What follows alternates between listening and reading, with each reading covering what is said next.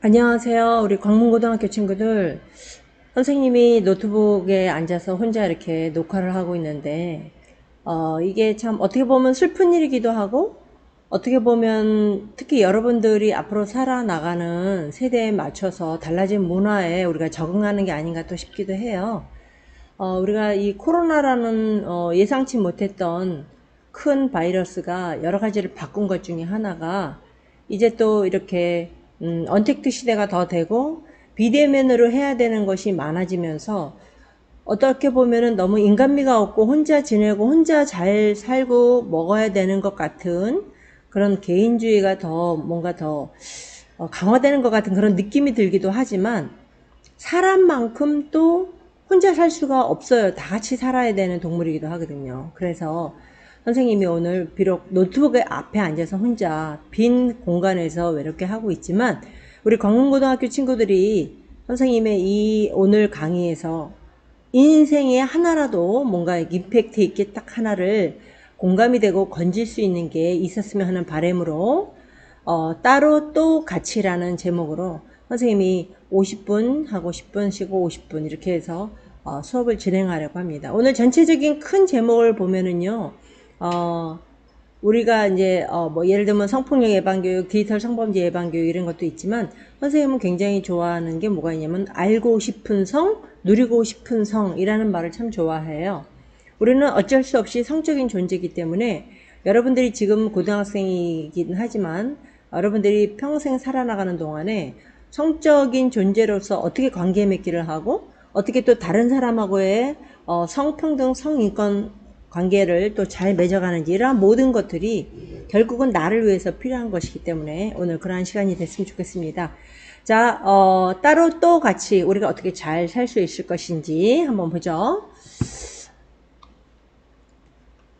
여러분들 영화 좋아하세요? 저는 영화를 굉장히 좋아해요. 선생님 소개를 안 했군요. 선생님은 산소 같은 여자 이영애입니다. 네, 감사합니다. 박수 쳐주고 있죠. 자, 선생님은 이렇게 여기 그린북이라고 하는 영화 포스터를 먼저 여러분들에게 소개하고 싶어요. 자, 이 그린북이라고 하는 영화는 아카데미에서 수상도 많이 했지만 선생님은 굉장히 좋아하는 영화 중에 하나고 두 번이나 봤어요. 이거는 영화 포스터고요. 여기 보면은 굉장히 시대가 옛날 배경의 그런 영화예요.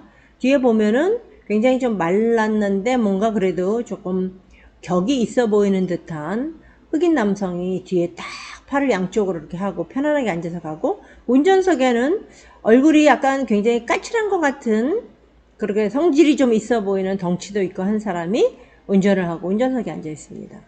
어떻게 보면 이것이 구도가 바뀌지 않았나 이렇게 싶을 정도의 그림인데, 자, 이거는 굉장히 오래전에 미국의 인종차별이 굉장히 심할 때의 문화 배경을 하고 있습니다. 그래서 이 뒤에 앉아있는 사람이 유명한 피아니스트예요. 그래서 백악관에서도 초청을 받아서 피아노 연주를 할 정도로 유명한 사람이었는데 남부지방에서 피아노 공연으로 초청을 받았습니다.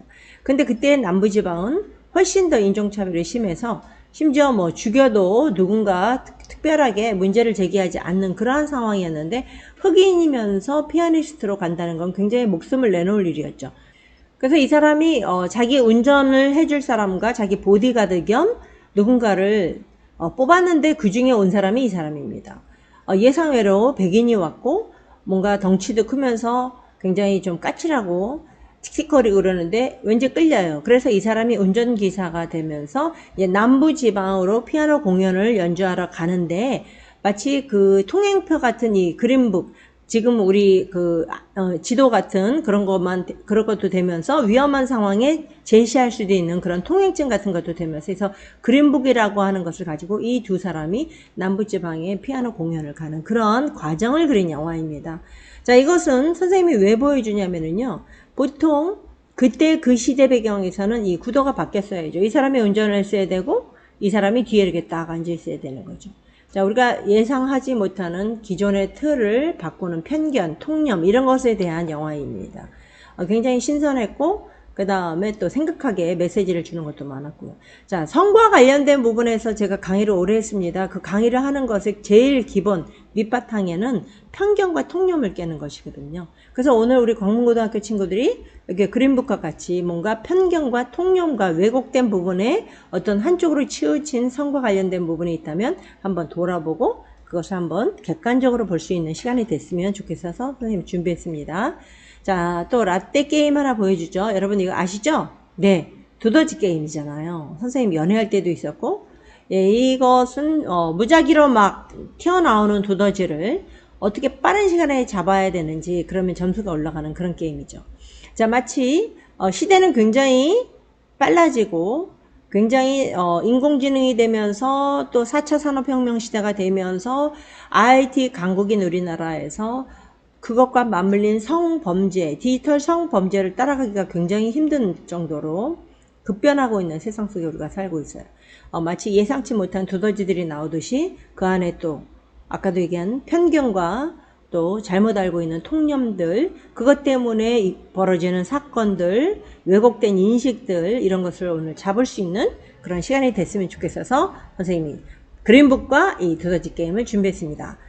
자, 이 전 세계에서 저만 가지고 있는 유명한 그림이죠. 여러분들 갑자기 보이니까 좀 놀랍기도 했겠어요. 자, 이것은 선생님네 집 아파트와 옆에 주택이었던 그 담벼락에 누군가가 그린 그림이었어요. 물론 지금은 거기도 아파트가 들어서서 이 그림은 없어졌는데, 선생님의 아파트하고 바로 붙은 벽이었기 때문에 선생님이 우리 집을 드나드는데도 영 불편했습니다. 이 그림이 사이즈가 실제로 거의 한 1m 정도 높이에 가로 세로 굉장히 넓은 빨간색 라카로 뿌려진 그림이었습니다. 자, 이 그림은 제가 경찰서에 강의를 많이 가서 이렇게 얘기를 하죠. 이 그림을 그린 사람을 잡고 싶어요. 영 불편하고 우리 집에 들어가는데도 기분 나쁘다. 자꾸 의식하게 된다. 이 사람을 어떻게 잡을 수 있을까요? 저는 양천구에 삽니다. 그리고 제가 이제 경찰과 형사들이 이제 밤새 근무를 하고 그 의무교육으로 성희롱 예방 교육을 받을 때 한 150명에서 200명 되는 경찰과 형사에게 제가 이 그림을 보여주면서 도움을 요청합니다. 그러면 침묵이 쫙 흐르죠. 그러더니 어떤 경찰서에 갔더니 어떤 분이 앞에 사람한테 가려져서 목소리로만 저를 탓을 하더라고요. 아, 강사님, 아니 뭐 그까짓 그림을 가지고 그럽니까? 우리가 얼마나 업무에 잡무에 시달리는데 뭐 그 그림이 튀어나와서 강사님 어떻게 합니까? 그러더라고요. 선생님이 생각을 해봤죠. 이 그림이 나한테 어떻게 했나? 근데 한 게 많더라고요. 자, 그랬더니 그 옆에 어떤 분이 또 가만히나 있지 그런 얘기 한다고 또 막 핀잔을 주더라고요. 자기네들 안에서 막 내분이 일어났어요. 자, 그것이 무엇이냐면 그 말했던 사람에게는 아무렇지도 않은 것이 강사한테는 뭐가 이렇게 문제가 될 수 있냐 이렇게 말한 그것이 바로 폭력을 사소화시키는 겁니다. 그까짓 것 가지고 그 정도 가지고 사회생활 어떻게 해? 그거 가지고 뭘 별나게 그래? 유별나게 그래? 자, 이러한 것이 누군가에게는 사소하다고 작다고 느껴지는 거일지 모르겠지만 이것은 받는 사람, 보는 사람, 그 형사가 자기네 집에 이게 그림이 그려져 있다라면 그렇게 과연 얘기할 수 있을까요? 내가 남의 집 담을 부술 수도 없고 또 라카를 다시 뿌려서 지울 수도 없고 선생님 딸하고 둘이 내려가서 이 사진을 찍어 놓고 한 2년쯤 있다가 이것이 저희 집을 짓느라고 부서졌어요. 모르겠어요. 누가 어떤 사람이 왜 어떤 의도를 가지고 그랬는지 모르지만 선생님이 얘기하고 싶은 것은 누군가에게 자기가 경험하지 못한 것이라고 해서 폭력을 사소화시키고 말하는 것은 굉장히 위험하다. 그것도 잘못된 통념 중에 하나다. 그 얘기를 하고 싶었어요. 자, 그렇다면 우리 광문고등학교 친구들이 이 성인지 감수성이 어느 정도의 점수가 되는지를 한번 테스트를 해보고 싶어요.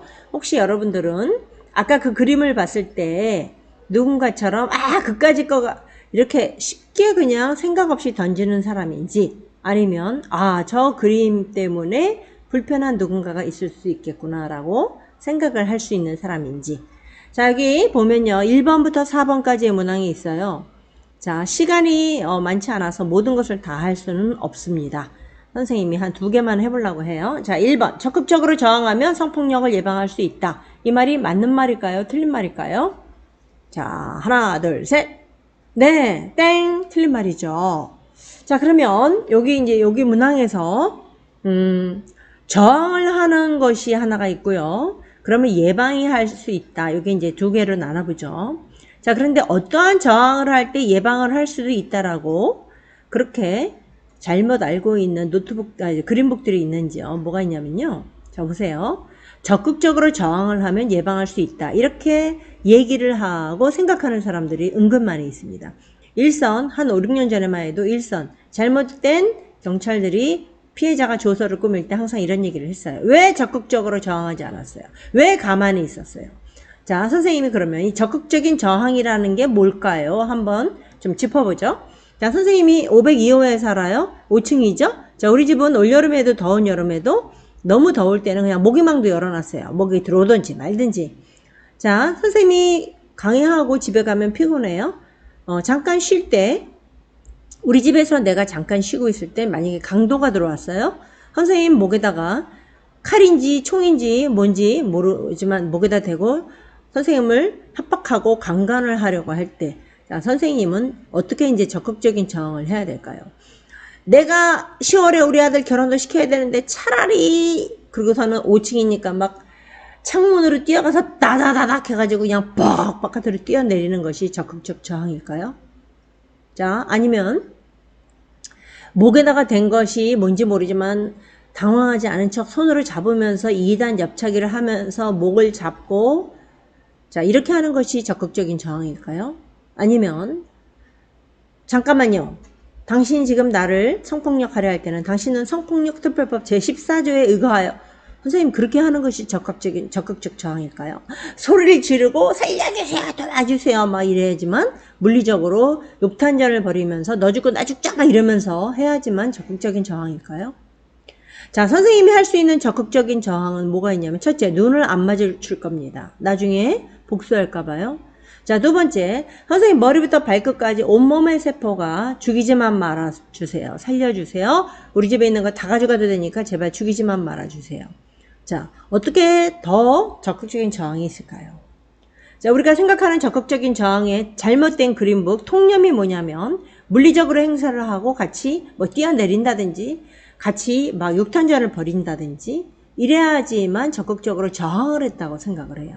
그래서 피해자들이 피해를 당한 것도 힘든데 2차, 3차에 가해를 당하는 것이 뭐냐면, 이런 잘못된 일부 사람들의 이러한 너에게도 일부 책임이 있지 않냐 하는 것입니다.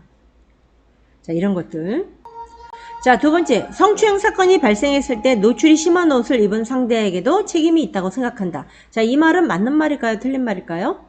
하나, 둘, 셋. 땡! 이 말도 틀린 말이죠. 자, 여기에도 성추행 사건이 발생을 했어요.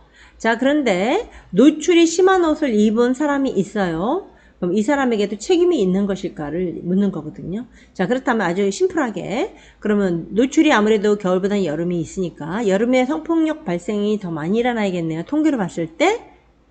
자, 아니면 항상 사계절이 더운 나라에서 노출이 심한 옷을 입었다고 하는 그러한 나라에서는 성폭력 발생이 훨씬 더 많아야겠네요. 아니면 반대로, 자, 우리가 히잡이라는 거 있죠? 아랍권에서 여성들이 얼굴만 내놓고 눈, 코 이 정도만 내놓고 다 천으로 이렇게 막 온몸을 감싸죠? 그런 나라에서는 아예 노출이 없으니까 성폭력 발생이 안 일어나야 되겠죠? 자, 이러한 논리라면 그 말이 다 맞아야 되는데 그렇지 않습니다. 자, 계절 상관이 없고요. 그 다음에 히잡을 쓴 나라에서는 친족 간의 성폭력이 발생을 하고요. 자, 예를 들면 선진국 일부 나라에서는 여성들이 노브라로 브레이저를 하지 않고 일상생활, 회사도 갈 수 있고 사회생활을 하는데 일반화된 문화가 있는 나라도 있어요. 자, 그럼 그러한 나라에서는 노출을 의도적으로 했기 때문에 성추행이나 성폭력 사건이 발생한 것에 원인이 있다, 책임이 있다 이렇게 봐야 될까요? 자, 그렇지 않습니다. 물론 옷은 상황과 때에 맞춰서 입어야 되는 예의를 지켜야 되는 것은 있지만 그것이 책임을 묻는 원인, 소재가 되지는 않는다. 자, 이 2가지만 해도 우리 광문고등학교 친구들의 성인지 감수성은 굉장히 높아요. 그 다음에 이제 액션만 취하면 되는 거죠. 자, 성에는 여러 가지 개입하는 요소들이 있습니다. 그런데 이제 성과 관련된 문제, 범죄, 뭔가 사회적으로 계속 이슈가 되고 있는 그러한 사건들에서 우리가 이러한 것으로 좀 개입 요소들을 볼 필요가 있어요. 너무 대상화하지 않는가.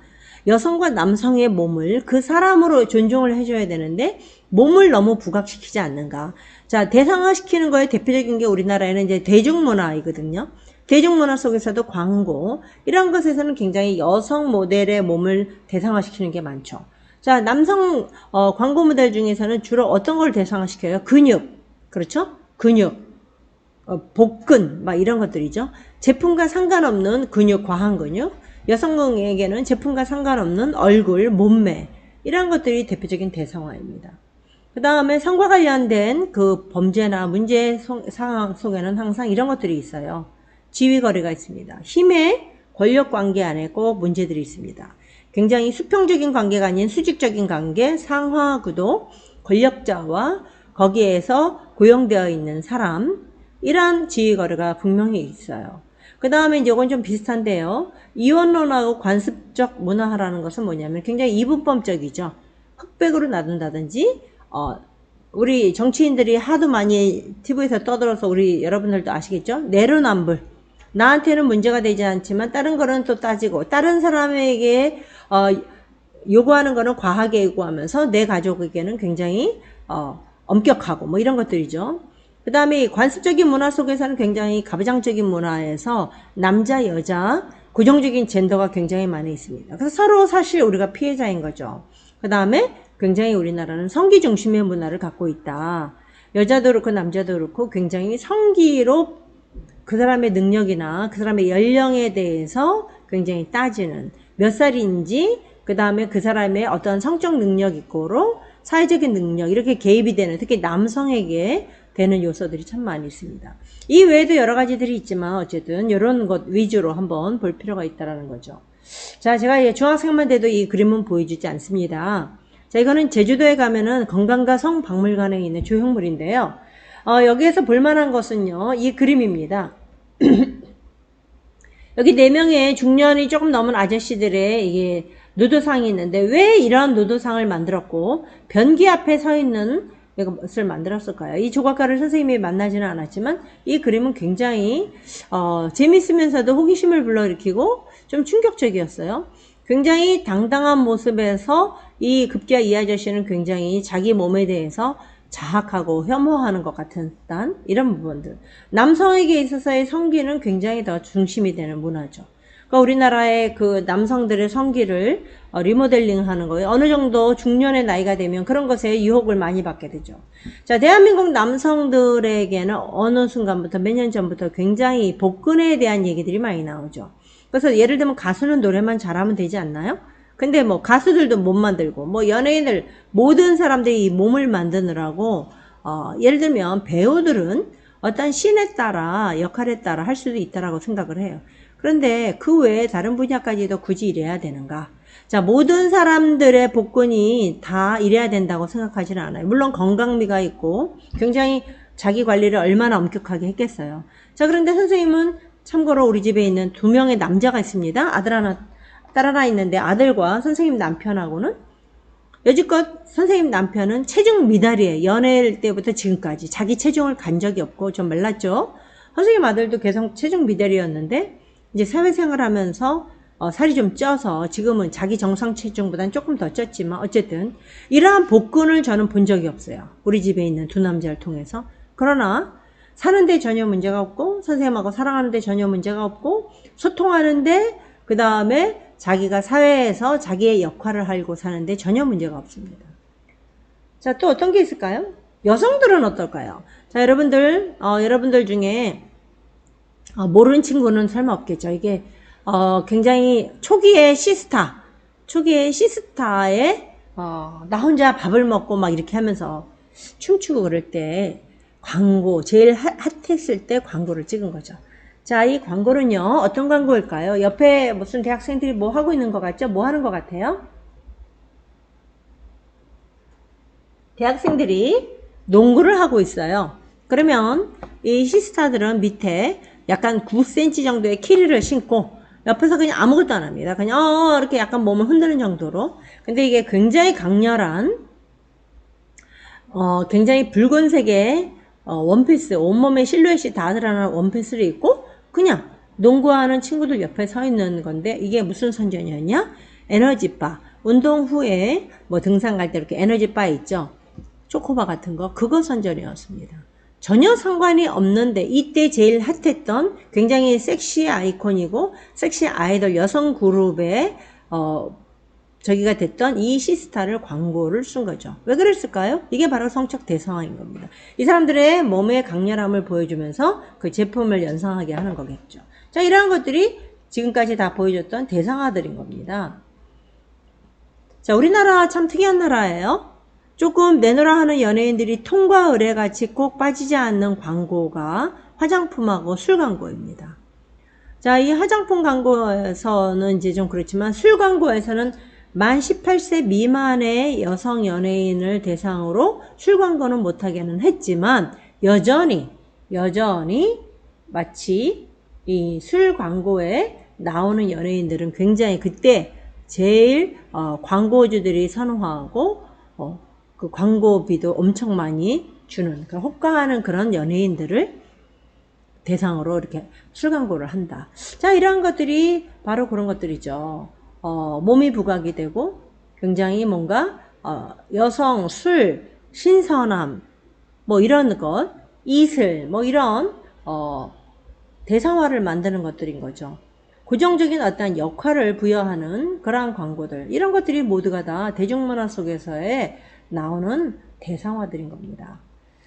선생님은 또 어떤 거를 보냐면요, 선생님이 좋아하는 화사예요. 화사가 한동안 잘 나갔을 때 우리 국민적으로 전부 아기들도 부르고 너무 좋아했던 아기 상어송 노래 있었잖아요.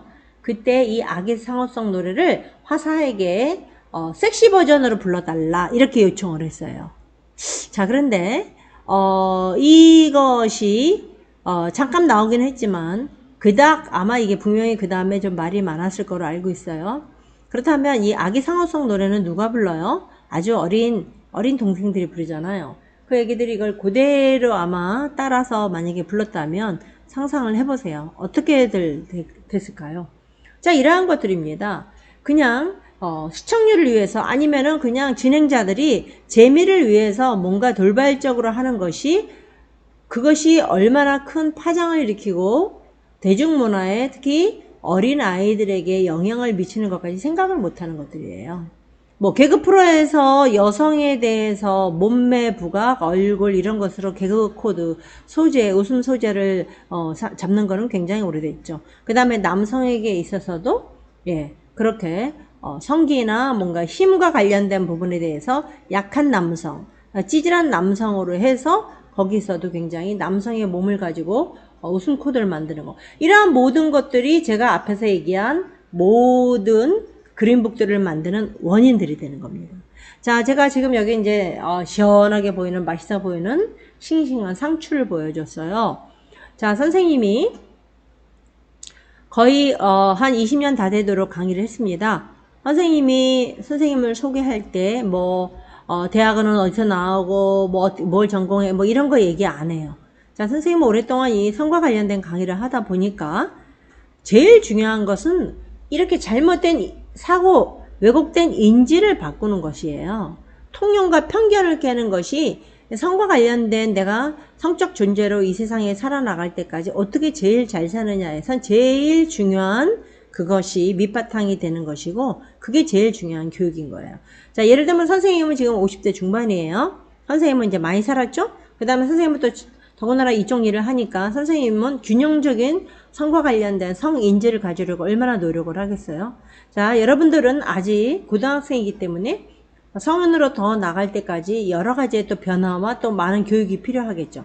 그 중에 선생님이 오늘 이 상추와 같이, 그린북과 같이 여러분들의 성인지 감수성을 객관적으로 들여다보고 한 단계 끌어올리는 것에서 끝나고 마는 게 아니라 그것을 내가 액션으로 어떻게 취할 것인지까지 나가는데 선생님이 온 겁니다. 자, 그래서 그동안에 보여줬던 모든 것들, 이렇게 그린북과 상추같이 왜곡되고 편견된 잘못된 사고된 것들을 한번 바꿔보자. 그러한 얘기입니다. 자, 그러면 이러한 상추와 같은 것들의 대표적인 잘못 알고 있는 통념을 이제 소개를 해주면 정리가 마지막으로 되는 겁니다.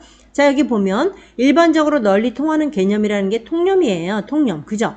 근데 선생님은 여기 앞에 잘못된 이라는 말을 넣고 싶어요. 그래서 오늘 우리 광문고등학교 친구들이 혹시라도 내가 잘못 알고 있는 잘못된 통념이 뭐가 있는지를 한번 자기 자신을 돌아보라는 얘기거든요. 자, 첫 번째 보죠. 폭력의 사소화라는 게 있죠. 자, 이게 아까 선생님이 얘기했던 그겁니다. 자, 폭력의 사소화가 그 그림을 보고 아유 뭘 그럽니까? 그까짓 거 가지고 뭘 그런 얘기를 해요. 그게 뭐 그렇게 크게 문제가 됩니까? 하는 것들이거든요. 부부싸움 뭐 하다가 다 뭐 정들고 그렇게 사는 거지. 아유, 연애할 때, 데이트할 때 다 그걸 싸우고 그러다 보면 정들고 또 뭐 결혼하고, 결혼해서 살면 또 마음 잡고 때리지도 않고, 이런 일들이에요. 뭐 작은 일을 그냥 넘어갈 수 있는 일을 이렇게 크게 확대하고 그래? 이럴 거예요. 자, 그 피해자 관점으로 보고 그 일이 내게 일어났다고, 내 가까운 가정에서 일어났다고 생각해 보세요. 과연 그게 사소화가 될까요? 자, 폭력의 자연화라는 게 있어요. 뭘까요? 남자하고 여자하고는 다르다. 남자는 본능적으로, 남자는 충동이 여자랑 달라서, 남자들이 원래 그래. 자, 이런 얘기들 많이 들어봤죠? 자, 그렇다면 우리의 욕구를 통제하는 전두엽이 남성은 2개가 있어야 돼요. 그런 논리라면. 자, 그 다음에 뇌의 한 영역에, 섹스의 영역이 남성이라면 따로 있어야 되겠죠? 그런데 어떻게 되는지 우리 사람은 여자나 남자나 똑같이 전두엽의 기능이 하나로 되어 있고요. 그 다음에 여자와 남자, 남자와 여자를 나누는 것은 아까 관습과 문화에서 만들어진 그런 산물이기 때문에 굉장히 우리나라의 가부장적인 문화와 남성 중심의 문화가 많이 있었던 것에서 만들어진 말들이 아닌가 싶습니다. 자, 남자들은 다 그렇다. 남자는 다르다. 이러한 담론은 굉장히 오래전부터 만들어져 왔죠. 자, 이것이 여러분들과 같이 IT 세상 속에 살아야 되는 여러분들에게도 일부 어떤 청소년들은 이런 것에 잘못된 논리를 계속 주장하고 있는 친구들이 있더라고요. 자, 여러분들은 어떤가요? 과연 그럴까요? 자, 또 하나 뭐에 상처가 있을까요? 피해자 책임론이라는 게 있습니다. 그래서 그 피해자에게 마치 너에게도 일부 책임이 있다. 왜 노출이 심한 옷을 입냐? 왜 밤늦게 다니냐? 왜 2차, 3차 따라가냐? 적극적인 저항을 해야지 왜 가만히 있냐? 너는 맞을 짓을 했으니까 맞은 거지. 자, 이러한 모든 얘기들이 피해자에게 책임을 전가하는 겁니다. 자, 피해자에게 이러한 책임이 있어서 그러한 일이 일어나는 것이고 그러한 일을 당해도 싸는 걸까요?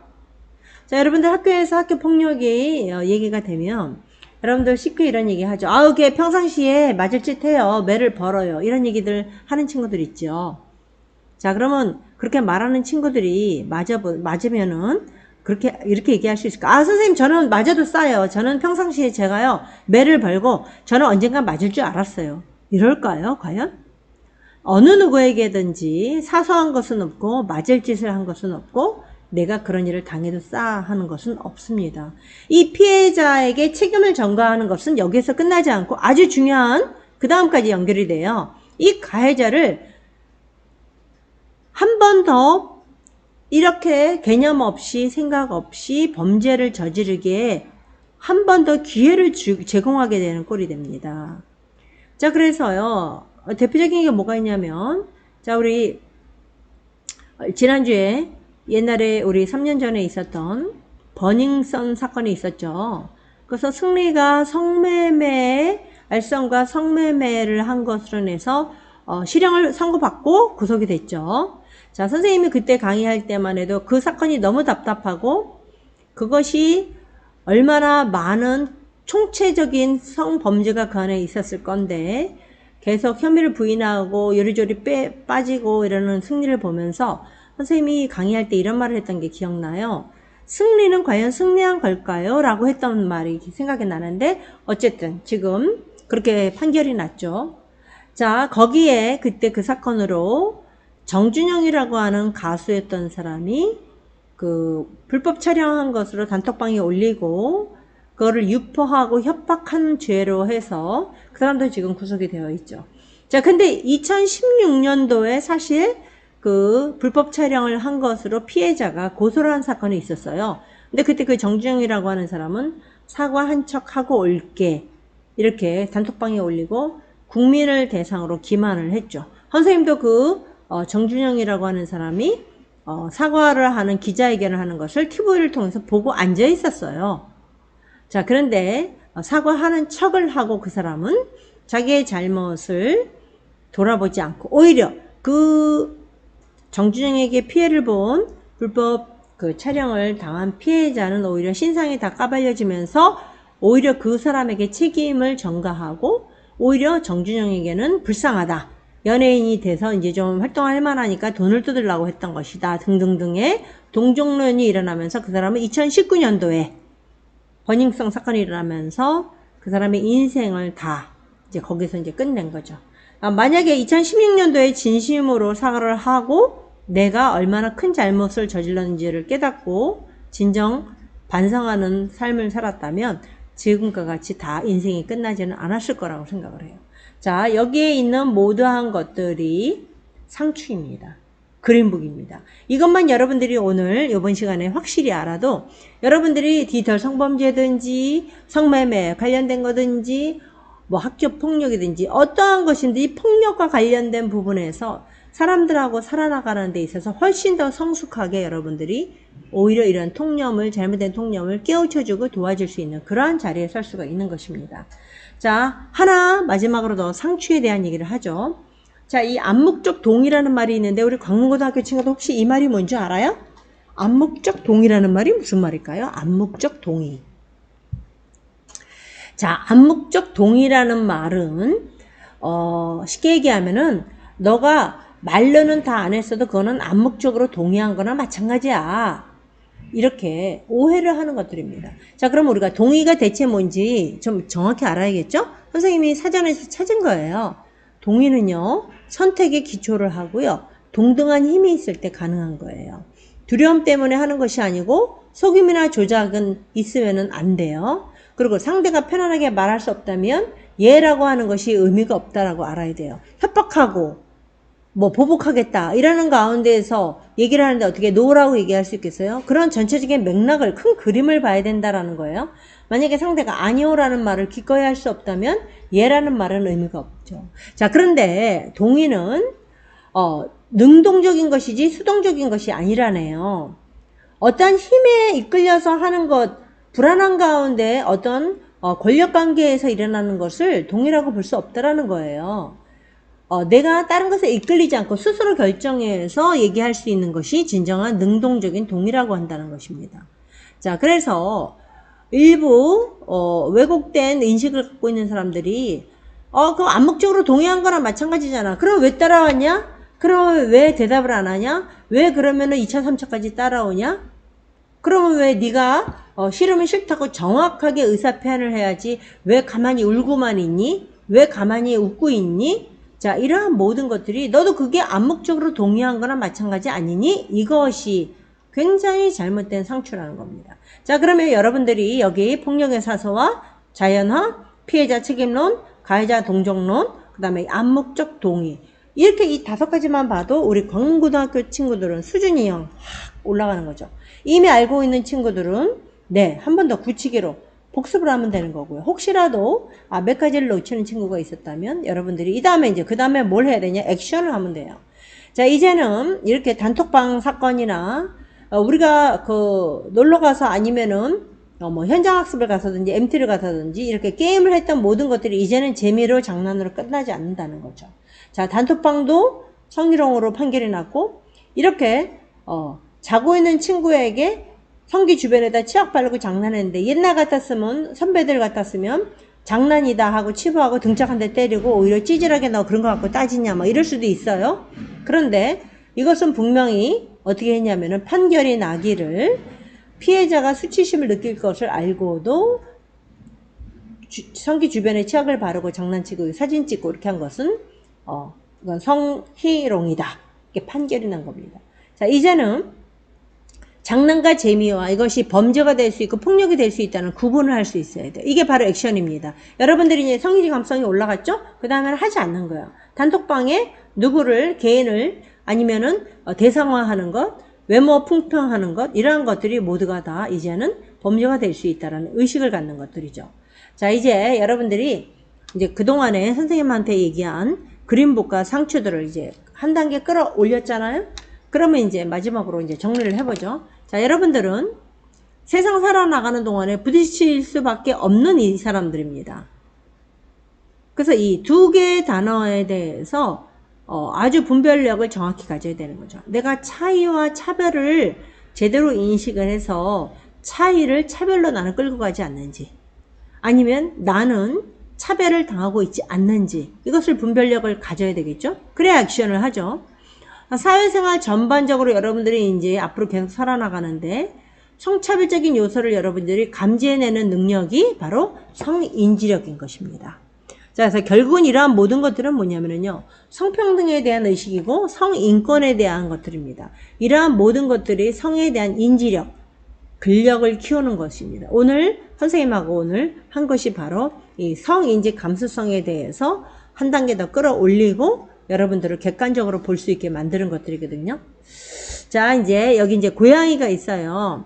여러분들이 이 고양이의 얼굴 표정을 보고 한번 무슨 메시지를 주고 있는지를 한번 보세요. 선생님은 이 친구를 볼 때마다 그때마다 얘가 주는 메시지가 다른 것 같아요. 오늘은 선생님 바깥에 비 많이 오는데 노트북 앞에서 혼자 뭐 해요? 라고 선생님한테 말을 붙이는 것 같네요. 선생님, 우리 강문고등학교 우리 친구들은 어떤 친구들이에요? 궁금해요. 라고 하는 것 같기도 하고요. 예, 야, 너 뭐 보는 거야? 야, 재밌겠다. 나도 같이 보자. 이러는 것 같기도 하고, 그거 안 되는데, 그거 이상한 거 이제 안 되는데, 이제 걸리는데, 뭐 이러는 것 같기도 하고요. 자, 이 아이의 여러 가지의 표정이 있는데, 어쨌든 여러분들은 어떤 메시지를 주는지 한번 좀 봐봐요. 자, 선생님이 이제 요번 시간에는 이제 정리하면서 영상을 하나 보여주고, 이제 요번 시간은 이제 정리를 할 거예요. 자. 민영, 너 시에 선 잡아본 적 있어? 응. 그럼 안아준 친구 있어? 친구가 나 안아준 친구 있어. 지금 아빠 얘기 잘 들어. 이 얘기는 손 잡아도 돼? 이렇게 했지. 근데 너 싫어 하면 그럼 아빠 네 손 잡아도 돼? 안 되지. 안아줄래? 아니? 싫어. 안 할게. 그치? 이렇게 하는 거야. 뽀뽀도 마찬가지야. 알려주지 자기 않으면 몸이 아이들은 소중한 모를 수 만큼 있어. 다른 사람 몸도 소중한 거야. 알았지? 자, 여러분들, 아주 쌤이 아이들에게 아주 심플하게 간단하게 동의에 대한 얘기를 하죠. 자, 안 돼요, 돼요는 잘못된 문화가 만들어낸 굉장히 수준 낮은 얘기입니다. 예스와 노에 대해서 속으로는 좋으면서 겉으로, 남자애들은 여자애들은 이런 거 없습니다. 있는 그대로 존중해주고 받아들여야 되는 것이고요. 동의에 대해서 아주 심플하잖아요. 그렇죠? 예. 근데 암묵적으로 동의한 거다. 속으로는 좋으면서 겉으로만 싫은 척이다. 이런 것들은 이제 우리 안 하기 너무 수준 낮잖아요. 그죠? 자, 우리 여러분들 이제 10분 쉬고 두 번째 시간에는요, 디지털 성범죄에 대해서 조금 더 구체적으로 다루도록 하겠습니다. 자, 10분 쉬겠습니다.